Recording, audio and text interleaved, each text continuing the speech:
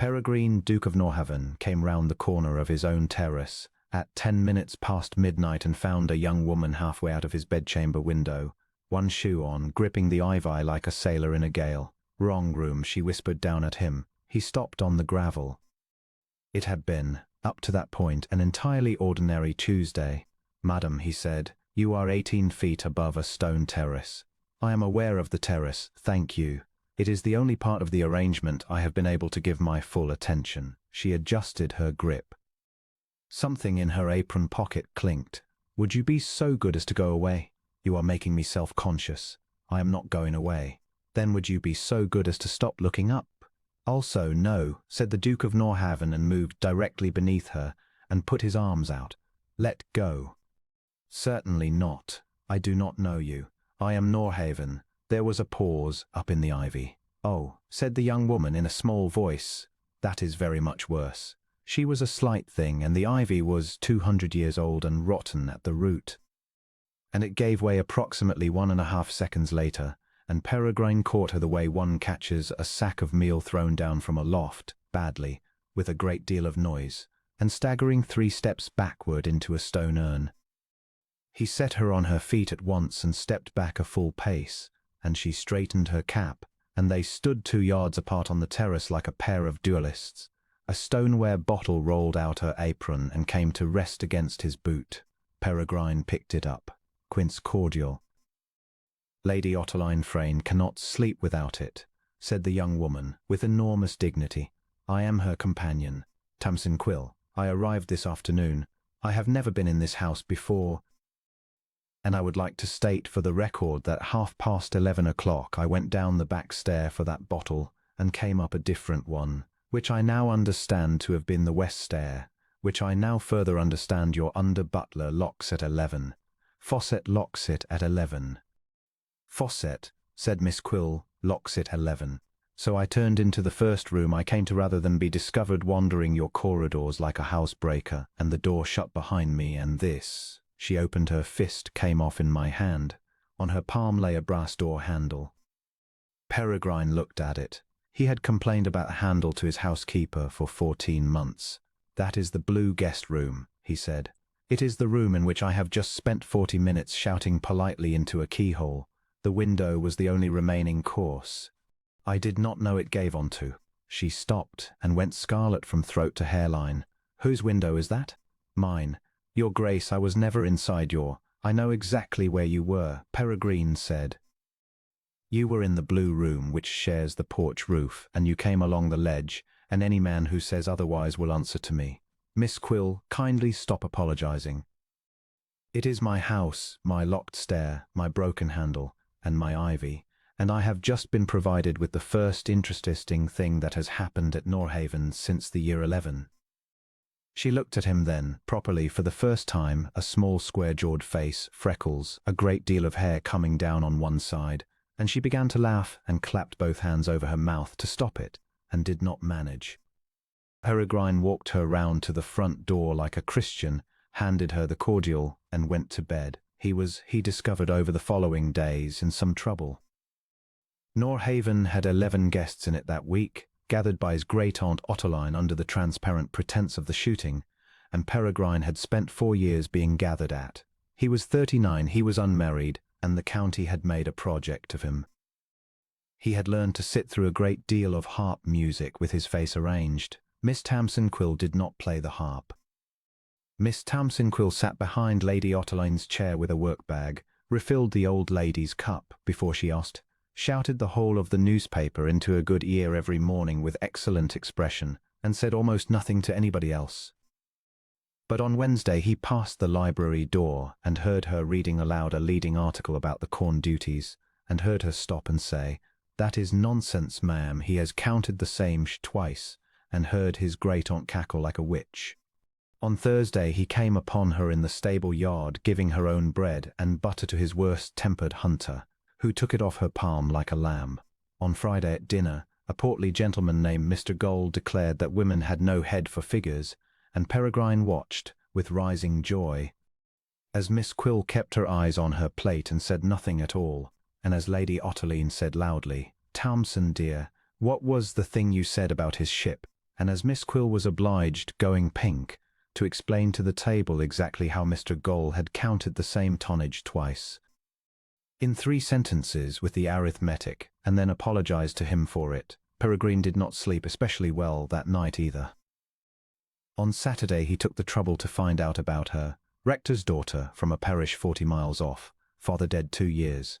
The living had gone to another man, as livings do, and the daughter had gone into service as a paid companion, as daughters do. £3 a quarter and her keep.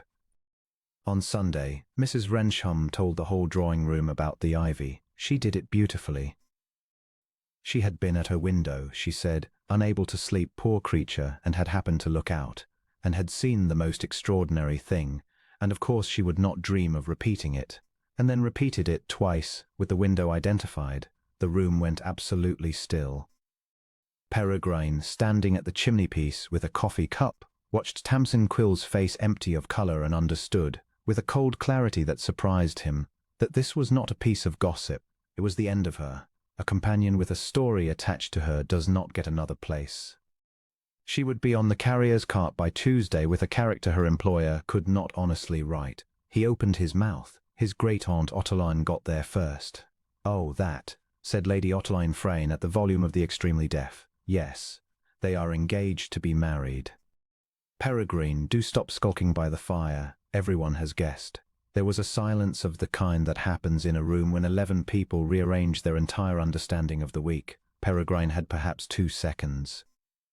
He was aware of Mrs. Wrensham's face, and of Mr. Gall's, and of the sound of his own heart, and of a small figure by the window who had stopped breathing altogether. "We are," he said. That was all. He drank his coffee. And the drawing-room at Norhaven broke into the delighted, greedy noise of a great many people who have just been handed a piece of news worth 100 miles of carriage. He got to her at last in the passage outside, where she was standing with her back to the wall like a woman who has been shot. "Miss Quill, you must unsay it." "I will not, Your Grace." Her voice was perfectly steady and her hands were shaking. "You have known me 5 days. You have caught me falling out of a window and heard me be rude to a fat man about shipping. That is not a foundation for a marriage, it is a foundation for a farce, and by Christmas you will look across your own table at a rector's daughter with £3 a quarter, and you will remember that you did it in a drawing-room because a woman with a squint told a story about ivy. Mrs. Wrensham does not squint. She does when she lies. Please unsay it. And what becomes of you?" Tamsin Quill lifted her chin. "I go home to my aunt at Ledbury and I take in mending and I am perfectly all right. And in 10 years nobody remembers." She met his eyes. "I would rather be poor and true than a duchess by accident. I have very little else left to be proud of, Your Grace.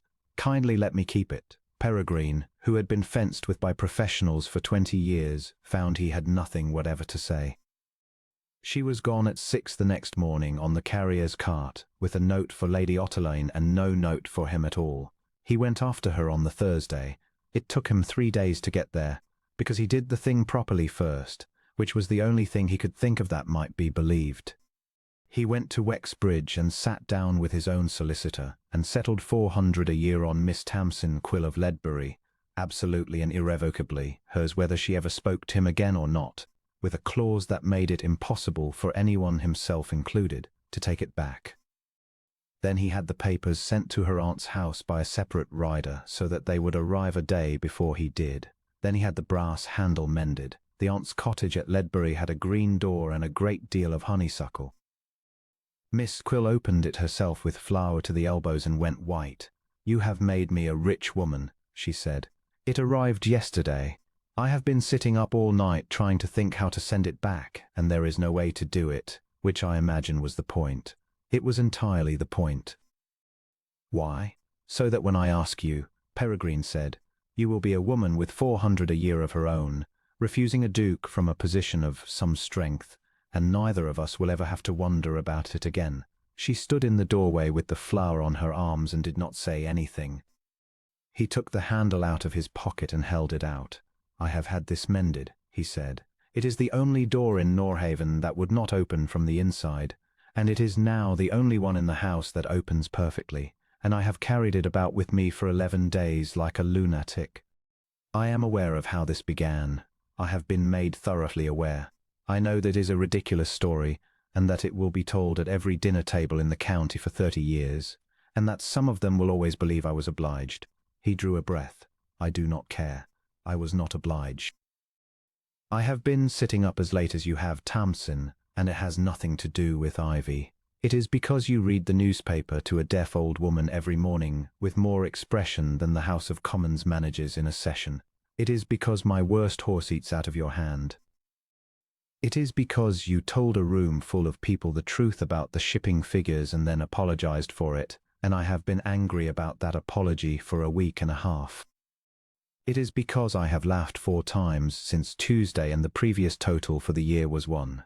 He put the handle into her flowery palm and closed her fingers round it. I am not asking a companion. I am not asking a woman I compromised. I am asking Miss Tamsin Quill, of independent means, whether she will marry a dull man of 39 who has 9,000 acres and no conversation, and would like her at his breakfast table for the next 40 years. Tamsin looked down at the handle for a long moment. You are not dull, she said, and it is a very great deal of conversation for a man with none. Her voice cracked in the middle. Peregrine, I ran away because I thought I was a debt you were paying. You are the only thing in my life I have not been obliged to do. Then yes, she said, and burst into tears, and then, because she was who she was, added, and I should like it stated in the settlement that I was never in your bedchamber. It is stated, said the Duke of Norhaven, in 3 places, and my solicitor thinks I have run mad. They were married in her father's old church at Ledbury in the 2nd week of September, with the honeysuckle still out and Lady Otlayne Frayne roaring the responses a full beat ahead of everybody in a hat of remarkable size. Mrs. Wrensham was not invited, which Tamsin thought unkind and Peregrine thought insufficient. Mr. Gull was, and was seated beside a shipping agent, and had a very educational afternoon. The story got out, of course. It went round the county exactly as she had predicted, growing as it went, until in some versions there were 2 windows and a ladder and a bishop. The Duchess of Norhaven never denied a word of it. She had, she said, been caught red-handed with a bottle of quince cordial and a broken door handle, and any woman who married a duke by more conventional means had frankly had a duller time of it. The handle sits on the chimney-piece in the small parlour at Norhaven, on a little square of blue velvet, polished twice a week by a housemaid who has been told exactly why and thinks it is the best thing she has ever heard. And every year on the 10th of August, weather permitting, the Duke of Norhaven walks his wife out onto the terrace after dinner and stands with her beneath the window where the ivy has never quite grown back, and offers her his arm, and says the same foolish thing he said the first time, "Let go." And she does,